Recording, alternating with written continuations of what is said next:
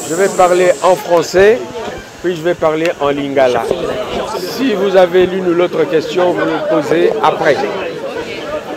Quelqu'un me donne le go pour le français. C'est bon? Ouais, c'est bon, c'est bon. Excellence, vous pouvez commencer. Quelle est votre impression après la visite? Non, j'ai fait une petite déclaration. La question. Oh là là. Je voulais vous dire que je suis venu ici sur une recommandation du Premier ministre qui avait transmis au chef de l'État la nouvelle après que moi-même j'ai fait rapport à ma hiérarchie. Aussi bien le Premier ministre que le Président de la République ont décidé que je vienne vous présenter à cette chaîne les marques de compassion du chef de l'État et du chef du gouvernement. Et à travers eux, de tous les gouvernements et de tout le peuple congolais. C'est un pan de notre liberté qui est mis en veilleuse. Et donc c'est une nouvelle triste, pas seulement pour les gens de la presse que vous êtes, mais pour le peuple congolais, parce que le peuple a besoin d'une information aussi variée que possible, et les chaînes qui viennent d'être consumées en apportaient la preuve. Je suis le ministre de la communication et des médias, mais de tous les médias. Et donc, pour moi, il n'y a pas de distinction à faire entre ce qui est public et ce qui est privé. Lorsque quelque chose touche au secteur privé, c'est comme si cela touchait également le secteur public. Et je tiens à dire ici que je ferai rapport au Premier ministre et au chef de l'État de ce que je viens de constater. Et les deux chefs de l'exécutif congolais aviseront au moment opportun. Quant au personnel, je dois leur dire qu'ils prennent leur mal en patience. Je crois que tout sera fait pour que cette chaîne retrouve ses couleurs à très bref délai. En tout cas, c'est tous les souhaits qu'on exprime à l'égard de ces travailleurs. Pour parler en lingala, je dirais que Nazali, ministre,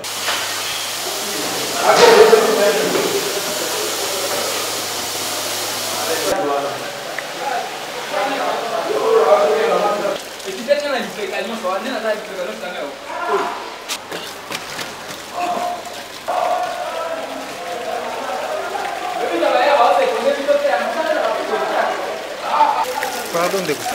Oh, même la même chose, vous savez, vous avez des vacations, vous savez, vous avez tu dois faire la moto à Zate, tu dois volontaire avec la chose. Ceux qui m'ont dit du choc, non.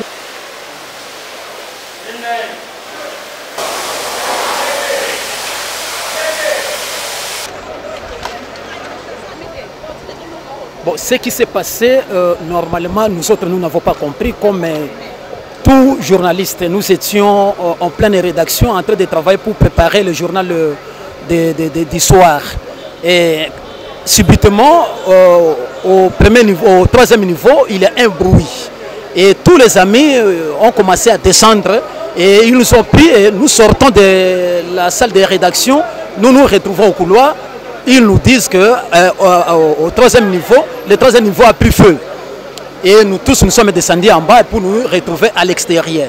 Et seulement le troisième niveau de ce bâtiment qui a pris feu et toutes les régies ont été... tout est consumé. La régie de Canal Kini Télévision, tout est parti. Il n'y a rien qu'on a récupéré, y compris la régie de CCTV. Tel que nous sommes là, nous avons tout perdu. Nous recommençons les choses, je ne sais pas, c'est le chômage. Vraiment, c'est triste. On ne comprend pas, nous n'avons pas compris l'origine du feu. Et c'est sorti comme ça, on n'a pas compris. Voilà.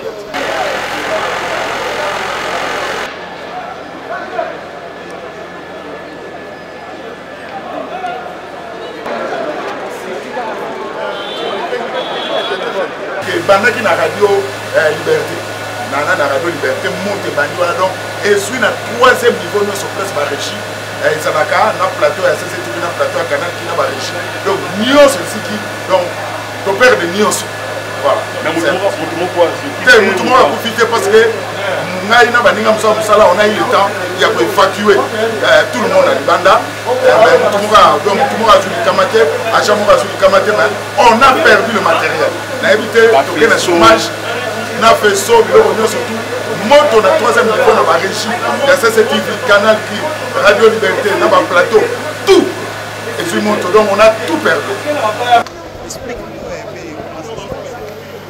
Bon, je n'ai pas compris la provenance du fait. Moi, j'étais en train de préparer l'émission sportive Tout le Belamassano qui passe chaque jour du lundi au vendredi de 12h45 à 13h30. Tout d'un coup, j'ai entendu un cri. Les gens sont venus dans mon bureau pour me dire que Steve, on doit évacuer l'immeuble parce qu'il y a du feu à partir du studio de la radio de CCTV, donc la radio Liberté. Moi j'ai douté un peu, j'ai voulu sortir et puis j'ai vu les agents en train de descendre. Tout le monde fouillait le feu dans le couloir. Et puis moi je me suis retenu. Dès que j'ai vu notre chef d'antenne, Kim Poutou, en train de dire que Jules, tu vas mourir, on doit descendre. En tout cas, on ne pouvait rien. Donc on a tout de suite commencé à évacuer tout le monde. Et puis nous sommes sortis de l'immeuble, mais on ne sait pas l'immeuble. Tout l'immeuble a pris feu, pas tout l'immeuble, mais c'est le troisième niveau. Donc toutes les deux régies, que ce soit la régie de CKTV, le plateau de CCTV, le plateau de Canal Kin, la régie de la Radio Liberté, en tout cas toutes les régies ont pris feu. Donc on n'a rien ici, on ne peut rien récupérer. Ouais, voilà, nous sommes encore dans le chômage, on attend. Il n'y a que des dégâts matériels, on a perdu tous les matériels, on a perdu les faisceaux, mais il n'y a pas eu perte en vie humaine. Parce qu'on a réussi, moi, Alain, Noka, Gimpoutou, les Jacques Allongé, les Mario, nous avons réussi à évacuer tous les agents hors de l'immeuble.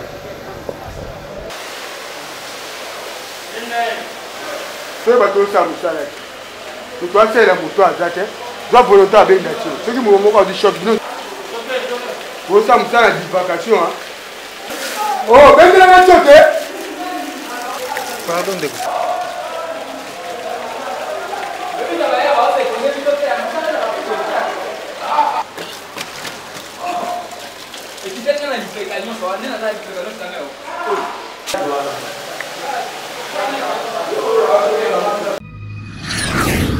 Vision Plus TV, l'excellence et la rapidité.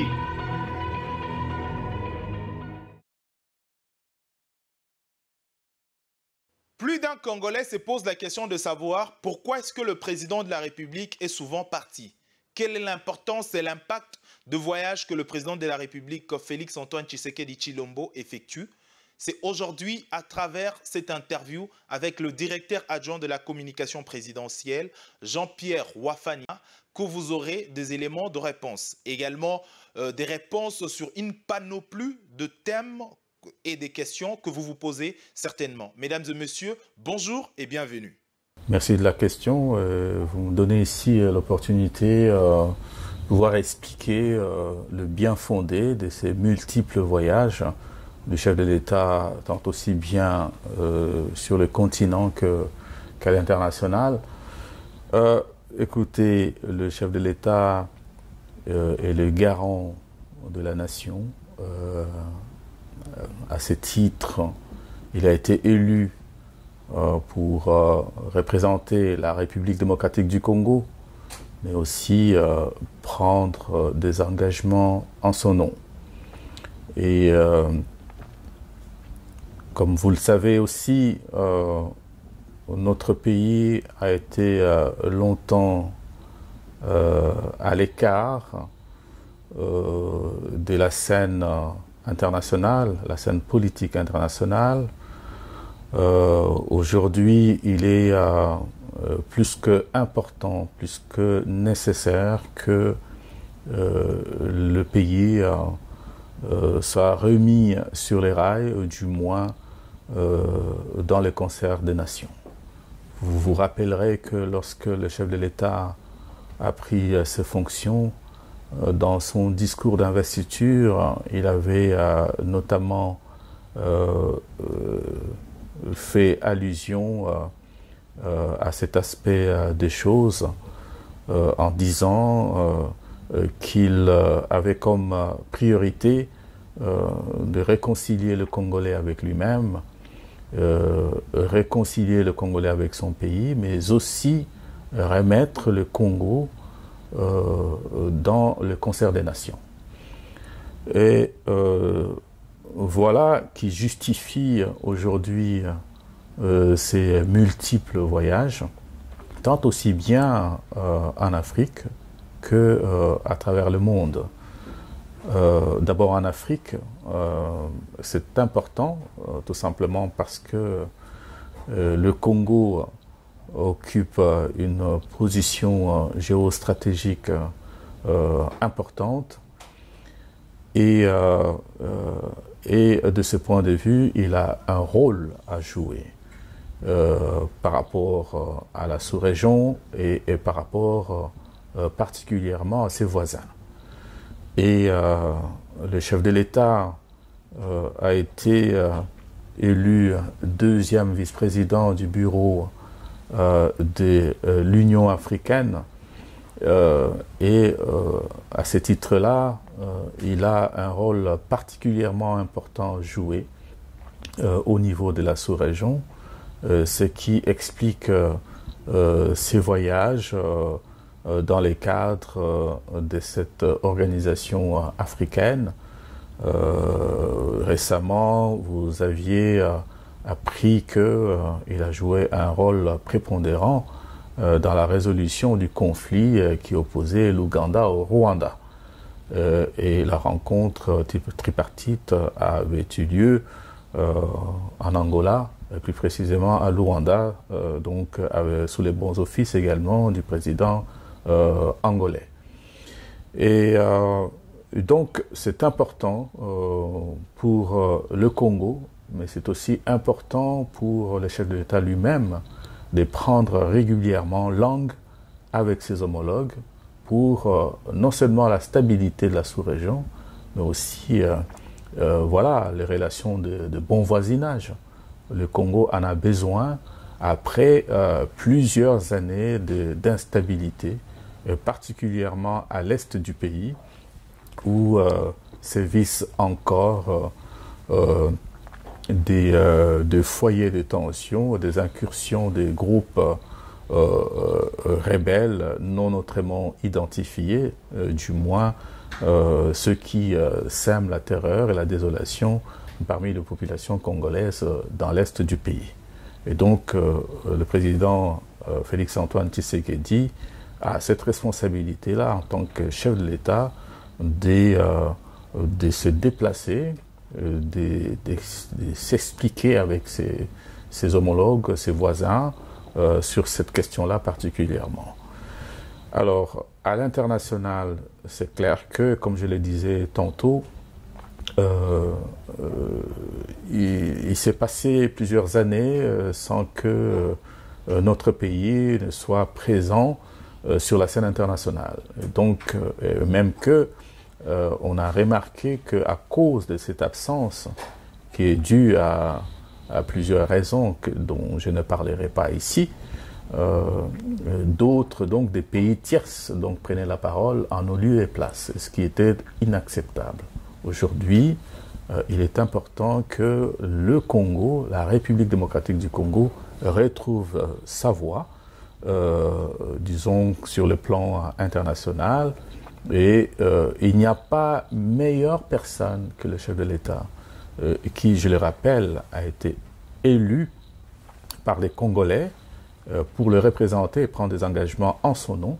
Il n'y a pas meilleure personne que lui pour pouvoir voilà, représenter le pays et faire des déplacements en connaissance de cause et en toute responsabilité. Alors, si le Congo, notre pays, doit retrouver sa place, donc redorer son blason donc à l'international au prix des multiples voyages qu'effectue présentement le chef de l'État, eh bien, je pense que ça ne serait pas déraisonnable qu'il le fasse, et donc pour le bien-être de nos populations mais aussi pour voilà, le prestige de notre pays qui a été perdu.